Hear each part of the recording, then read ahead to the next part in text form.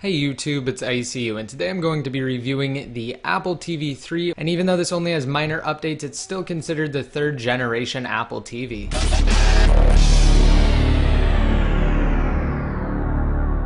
Alright, so what you get in the box is just a simple setup guide and an important information booklet. Alright, so moving on, here's the box, and if you guys want to see my full unboxing, you can check it out down below in the more info. And this is the only other thing it comes with besides the remote is just the power cable. So you just plug it into the back like so, and then you plug the other end into the wall.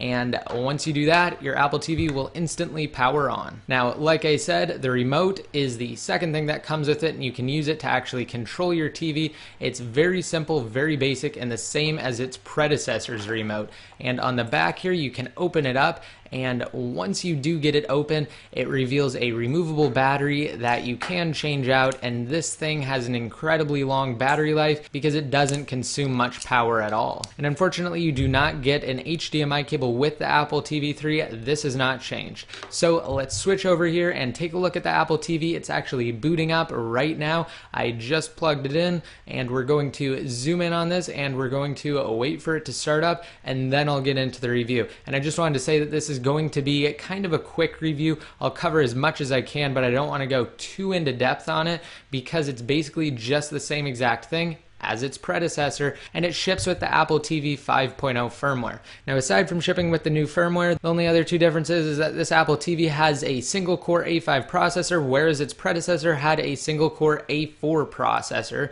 And in addition, this Apple TV can support full HD 1080p. Alright, so now here we are in the main menu, and when you go up to the top, you will notice that you have a carousel of different top movies, and that actually changes depending on which application you're on. And you'll also notice that these applications are very iOS-esque. However, you cannot download third-party applications for the Apple TV, and Apple hasn't announced any plans to introduce third-party app support to the Apple TV.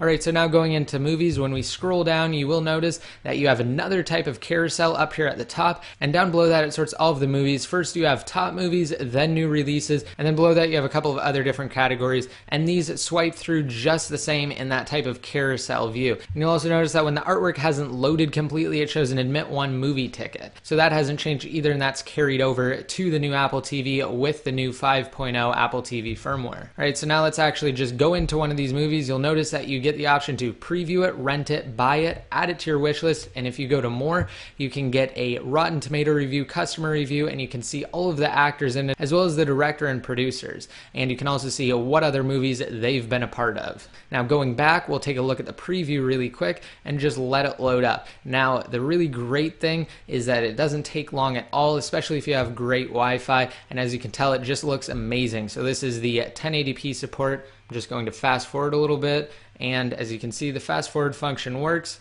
Going back, you'll also notice that you have a top section and you have purchase to the far left, which actually keeps all of your previous purchases, and you can actually stream them straight to the Apple TV thanks to iCloud integration. You also have a new Genius option, you have genres, and you can search as well. Now you can either do this by using the typical Apple TV remote, which would take you forever because you just have to navigate through the letters, or what you can do is you can use the remote application. I actually have it here on my iPhone. It works for the iPhone, iPad, or iPod Touch, and simply connect to it if you have home sharing enabled on it, and then you can use your iDevice to actually type. So let's just search for Pirates, and as you can see, it brings up all of the movies with pirates in the title there. So obviously we have Pirates of the Caribbean, and that is just how the remote's application works, but it doesn't just stop at the keyboard. You can also use it as a replacement to your remote because it has all of the same functions. So let's go to the main menu here using the remote app on my iPhone.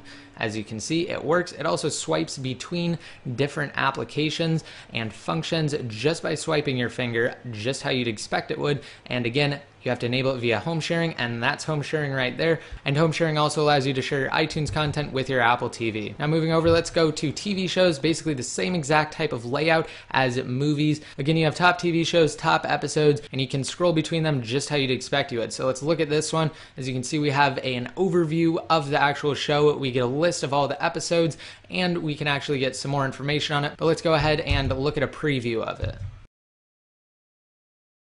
Alright, so the preview just finished loading up here. And again, this does load really quick, especially if you have fast Wi-Fi. So here we go, the preview is playing. And I just decided to cancel it there using the menu button. Alright, again, you do have more options up at the top. You have purchases, you have Genius, you have basically the same exact things that you have inside of movies, except you also have a TV networks option where you can get different shows that are specific to TV networks. Now, these don't have all the shows that are on the TV networks, obviously, but for certain ones, it does have quite a decent selection.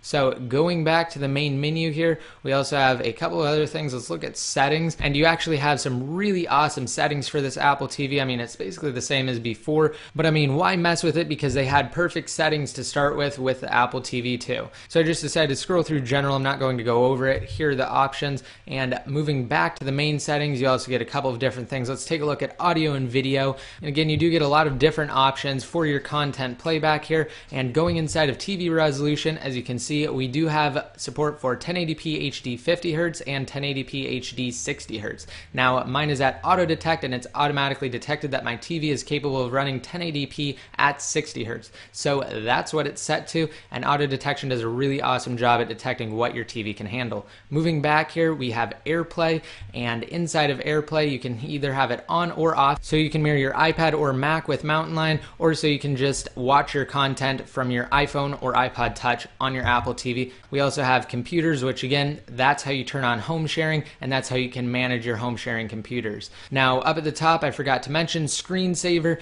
You do have some really great options for screensavers, and you can also control what transitions you want for the pictures of your screensaver, and you can even pick where you want the pictures to come from. And this is really great, especially since you can pick your own pictures via iCloud's photo stream service. Now, that's definitely a really great feature. Moving down to the bottom, you do have the option to put it to sleep, and it will automatically do that after a set period of time. However, I'm just going to simulate what it actually does when it goes to sleep. So it just completely cancels out to save power, and then as soon as you press a button on your Apple TV remote, it will wake up from sleep mode and resume right where you left off. Going back to the main menu here, these are all the applications. I'm not going to read them all, but you can just see what they are, and basically the interface is practically the same throughout all the applications. It's just that really nice, sleek carousel style interface. Now, I'm actually going to bring up my iPad here, and we're going to take a look at AirPlay mirroring. So just by enabling it in the multitasking bar on my iPad here, we can mirror the screen to the Apple TV, and the first thing you'll notice is that the sides are actually cut off. That's because the resolutions don't match. However, if you do switch to watching content on your iPad, then it will switch over to full screen 1080p mode,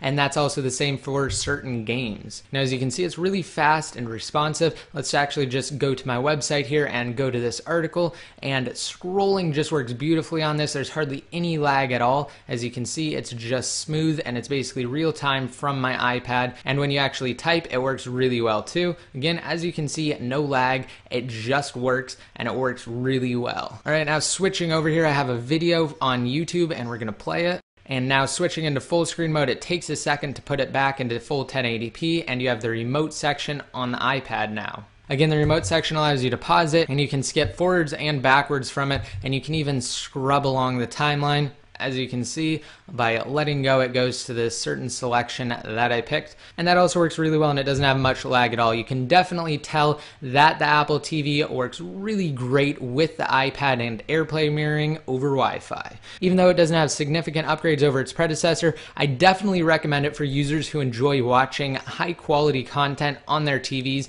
because 1080p is actually a big deal, and the single-core A5 processor over the single-core A4 processor actually makes a noticeable speed difference when navigating through menus and when loading up different things. So I would definitely recommend this as an upgrade over the Apple TV 2 if you have a 1080p HD TV. And that concludes my third generation Apple TV review. I hope you guys liked it. Please remember to rate it up if you did, leave any comments down below in the comment section, and subscribe if you aren't already. Until next time, this is ICU signing out.